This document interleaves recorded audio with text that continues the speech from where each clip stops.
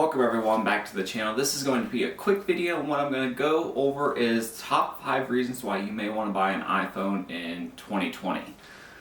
A cell phone purchase decision isn't always the easiest thing to do. Most people tend to go the iPhone route or the Android route, mainly because those are the only two operating systems out there to choose.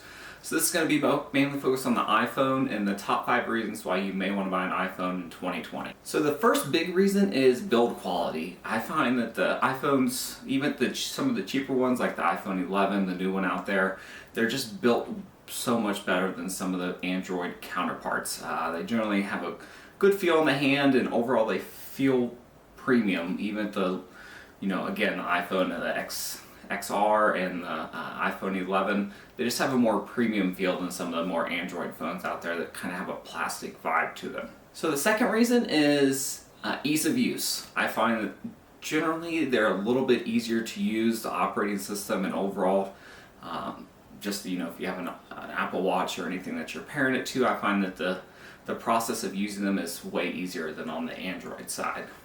Number 3 in the top 5 reasons to buy an iPhone in 2020 is the ecosystem. It's no doubt that most people choose an iPhone mainly because you have iMessage, iCloud. People are used to that. If they have a MacBook, it syncs and pairs really well with that. So you can get all your messages, everything on there, which is nice. They do have that for the Android side now, but it's not quite as well tuned as I think the ecosystem is on the Apple products. I mean, you can have an Apple Watch, your MacBook, and Apple Music, and basically you're set, and they all tend to work fairly well together compared to the other counterparts. So that would be my number 3 reason. So the 4th reason to buy an iPhone in 2020 is the resale value. They tend to hold their value a little better than the Android, even at the higher end, the Samsung and the Pixel phones. I just find that the Apple products tend to hold their value a little bit better over time. So in 2 years, if you go to sell this phone, you won't take as much of a hit. You'll likely be able to get more out of it.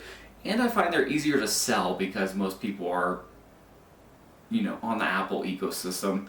So they're easier to unload in that way. To conclude, my 5th reason to buy an iPhone in 2020 is more of a personal preference, and that is going to be Apple Care. Most people may not care about that, but basically what it does is you pay $299, $279, $179 depending on what the phone costs, and it extends your warranty for 2 years, and you also get accidental damage coverage there, so you can actually damage the phone twice, I believe. I would check their website just to make sure, because they change that stuff all the time.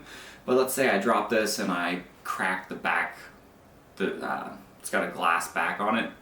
You take it in and they will fix it for a cheaper cost than it would be if you didn't have Apple Care. So if you didn't have Apple Care, it would be about $500-$600, at least from what I've found that the cost was. But if you have Apple Care, you can take it in, and generally it's like a $79 fee, and they will actually go ahead and fix your phone for you. Yes, you do have to pay that extra for the 2 years, but if you're one that, for one, doesn't like to have cases on your phone like me, I've never damaged a phone before, but it's always nice to have that insurance if you can. And I know the Pixel phones, the Google does provide a service for that, but they don't have as many stores. Like, I have 2 Apple stores in my area, so if this broke, I could just take it in.